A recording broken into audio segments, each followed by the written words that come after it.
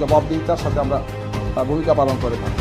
জামাত ইসলামীর নেতৃবৃন্দকে জামাত ইসলামীকে বিতর্কিত করার জন্য এই ধরনের অপপ্রয়াস অতীতে হয়েছে।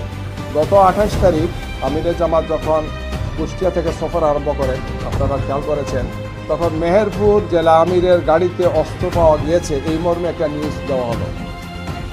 পরে দেখা গেল 1 ঘন্টার মাথায় সেটা হচ্ছে বাস ছিল, লাঠি ছিল অথবা এই ধরনের ছিল যেগুলো কাজের জন্য নেওয়া হচ্ছে, অর্থাৎ সেখানে স্টেজের কাজের জন্য নেওয়া হচ্ছে, শাবল নেওয়া হচ্ছে, কুদাল নেওয়া হচ্ছে। 1 ঘন্টার মধ্যে পরবর্তীতে তার গাড়ি দেখা গেল তিনিও গাড়িতে নেই, তার নির্বাচনী কাজে ব্যবহৃত গাড়িতে এই জিনিসগুলো ছিল, কিন্তু বলা হলো যে অস্ত্র তিনি বহন করছেন।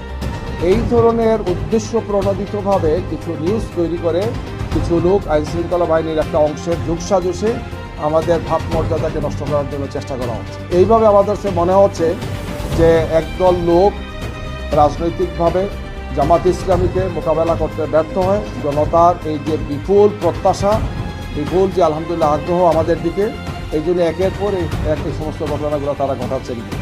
নারী কর্মীরা আমাদের কাজ করতে যে বাধার সম্মুখীন হচ্ছেন, ফিজিক্যালি তাদেরকে ইনসাল্ট করা হচ্ছে, কাজ করতে দেওয়া হচ্ছে না, উল্টো আমাদের উপর নারীদের ব্যাপার বিভিন্ন কথা সরানো হচ্ছে। এবং এই ধরনের সাজানো ঘটনাগুলো অত্যন্ত স্পষ্ট হয়ে যাচ্ছে। একটা ঘটনা ঘটে, এক জায়গা থেকে তারা প্রেস ব্রিফিং করেন, তারপরে গিয়ে তারা আবার নির্বাচন কমিশনে হাজির হন, এগুলো তারা অভিযোগ